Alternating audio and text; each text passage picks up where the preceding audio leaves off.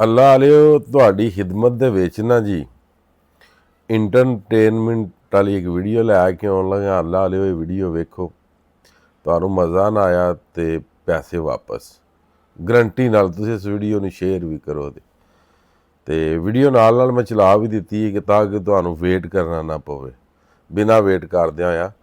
ਤੇ ਅੱਛਾ, ਜਿਹੜੇ ਭਰਾ ਵੀਡੀਓ ਵੇਖ ਰਹੇ ਨੇ, ਅਗਰ ਤੁਸੀਂ ਫਾਲੋ ਨਹੀਂ ਕੀਤਾ ਤੇ ਫਾਲੋ ਕਰ ਲਓ।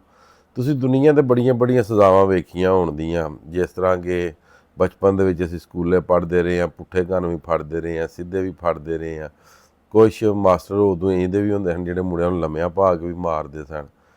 ਠੀਕ ਹੈ, ਉਸ ਤੋਂ ਬਾਅਦ ਆ ਜਾਂਦਾ ਜੀ ਕੰਮ ਸ਼ਾਗਿਰਦ, ਜਿਹੜਾ ਕਿ ਇਹ ਡਰਾਈਵਰੀ ਦੇ ਹਵਾਲੇ ਦੇ ਨਾਲ ਜਿਹੜਾ ਕੋਈ ਸਿਸਟਮ ਹੁੰਦਾ।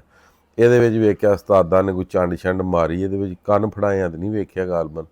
ਤੇ ਇਹ ਤੁਸੀਂ ਵੇਖੋ ਨਾ ਕਿ ਕੰਨ ਜਿਹੜੇ ਨੇ ਚਾੜ ਕੇ ਨਾ ਮਸ਼ੀਨ ਦੇ ਉੱਤੇ ਬਾਕਟ ਤੇ ਪਾ ਕੇ ਤੇ ਉਹ ਜਨਾਬ ਉਹ ਉਤਾ ਜਾ ਕੰਨ ਫੜਾਏ ਨੇ। ਨਾ ਕੰਨ ਉਹਨੇ ਅਸਮਾਨ ਤੇ ਫੜੇ ਨੇ, ਨਾ ਉਹਨੇ ਕੰਨ ਜ਼ਮੀਨ ਤੇ ਫੜੇ ਨੇ। ਠੀਕ ਹੈ, ਤੇ ਵਾਕਈ ਵੀ ਜਨਾਬ ਇੱਕ ਟੈਲੈਂਟ ਹੈ, ਤੇ ਕਿਸੇ ਦੇ ਟੈਲੈਂਟ ਨੂੰ ਬੀਟ ਕਰਨਾ ਐਡਾ ਸੌਖਾ ਕੰਮ ਨਹੀਂ। ਠੀਕ ਹੈ, ਉਹਨੇ ਆਖਿਆ ਮੈਂ ਤੈਨੂੰ ਉੱਥੇ ਜੇ ਕੰਨ ਫੜਾਉਂਦਾ ਜਿੱਥੇ ਪੂਰੀ ਦੁਨੀਆ ਵੇਖੇ ਕਿ ਤੈਨੂੰ ਸਜ਼ਾ ਲੱਭਦੀ ਹੈ ਵੀ ਹੈ।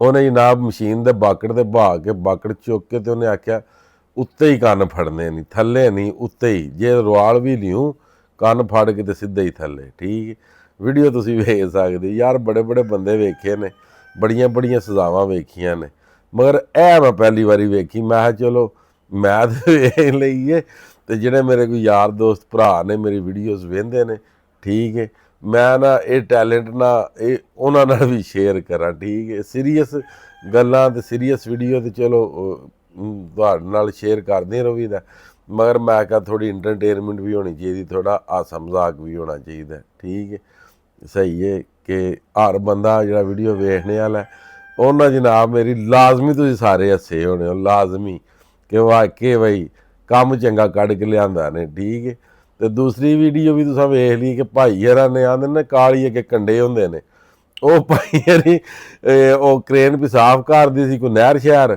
ਉਹ ਸੀ ਰਸਤਾ ਗਿਰਿਆ ਦੂਰ ਸੀ, ਉਹ ਫਟਾਫਟ ਭੱਜਦਾ ਆਇਆ। ਉਹਨੇ ਆਖਿਆ ਬਾਕੜ ਤੇ ਮੈਨੂੰ ਬਹਾ ਕੇ ਤੇ ਪਰਲੇ ਪਾਸੇ ਲਾ।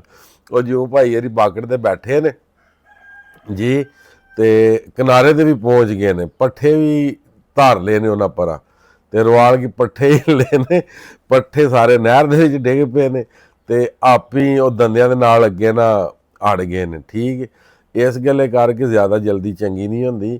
ਠੀਕ ਹੈ, ਤੇ ਜੇ ਅਗਰ ਫਿਰ ਜਲਦੀ ਕਰੀਏ ਨਾ ਤੇ ਫਿਰ ਥੋੜ੍ਹਾ ਜਿਹਾ ਖਿਆਲ ਰੱਖਣਾ ਪੈਂਦਾ ਕਿ ਜਿਹੜੀ ਜਲਦੀ ਕੀਤੀ ਹੈ ਇਹਦਾ ਹੁਣ ਸਿਸਟਮ ਸਿੱਧਾ ਕਿੰਝ ਕਰਨਾ। ਠੀਕ ਹੈ, ਤੇ ਬਾਕੀ ਭਾਈ ਹਰੀ ਤੇ ਗਏ ਨੇ ਬਚ, ਤੇ ਪੱਠੇ ਉਹਨਾਂ ਦੇ ਗਏ ਨੇ ਸਾਰੇ ਰੋਡ।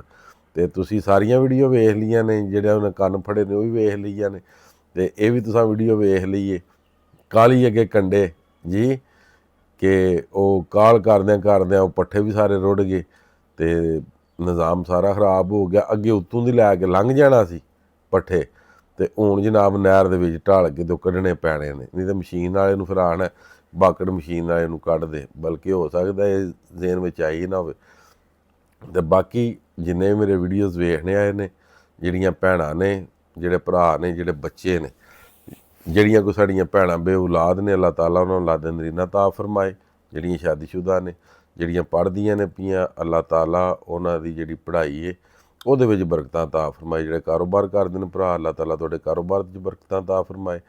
ਤੇ ਜਿਹੜੇ ਬਿਮਾਰ ਨੇ, ਅੱਲਾਹ ਤਾਲਾ ਉਹਨਾਂ ਨੂੰ ਸਿਹਤ ਕਾਮਲਾ ਇਲਾ ਤਾ ਫਰਮਾਏ। ਜਿਹੜੇ ਇਸ ਦੁਨੀਆ ਤੋਂ ਟੁਰ ਗਏ ਨੇ, ਅੱਲਾਹ ਤਾਲਾ ਉਹਨਾਂ ਨੂੰ ਜੰਨਤ ਅਲ ਫਿਰਦੌਸ ਵਿੱਚ ਆਲਾ ਮਕਾਮ ਅਤਾ ਫਰਮਾਏ।